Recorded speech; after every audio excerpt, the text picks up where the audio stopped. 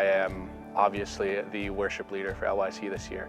I grew up in Okotoks, which is about 15 minutes south of Calgary, and I came to know Jesus, or started following Jesus when I was in grade 12, and I got into worship leading pretty quickly.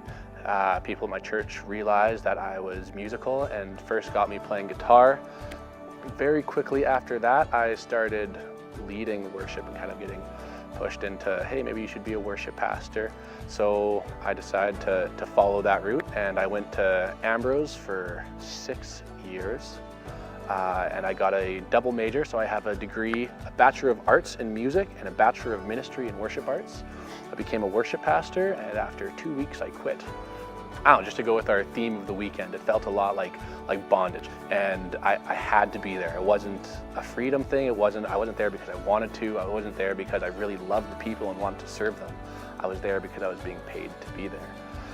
So after 2 weeks I quit, and then decided that what I really wanted to do, I really wanted to become a teacher. So now I am back at Ambrose getting my Bachelor of Education, and I guess with all of those sorts of things combined, that's why I'm leading worship at LYC this year. Well, let's go really personal. I suffer with depression and anxiety. And the depression was so bad sometimes that I didn't necessarily have suicidal thoughts, like thoughts of taking my own life, but there are times where I just thought, you know what, on my way to work, if my car goes off the road and I hit a street post, or if that sort of deep, dark thoughts.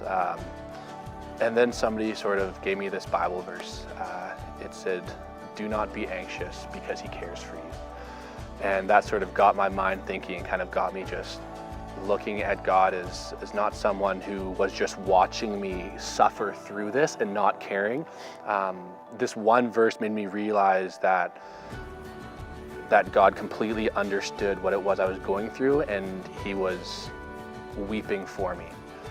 That my depression and my anxiety was a product of the fall, and that in Christ there's freedom from that. So even though I struggle with that depression and anxiety, I have freedom in knowing that he understands, that he still loves me. A huge thing is in the Garden of Gethsemane, Jesus was so anxious that he sweat drops of blood, that the blood vessels in his forehead burst and mixed with the sweat, and he sweat drops of blood. He was that anxious. I've never been that anxious. I haven't sweat drops of blood. I haven't had to give up my life for my friends willingly. And so there was just this freedom in knowing that, you know what, he understands, he gets it, and he loves me.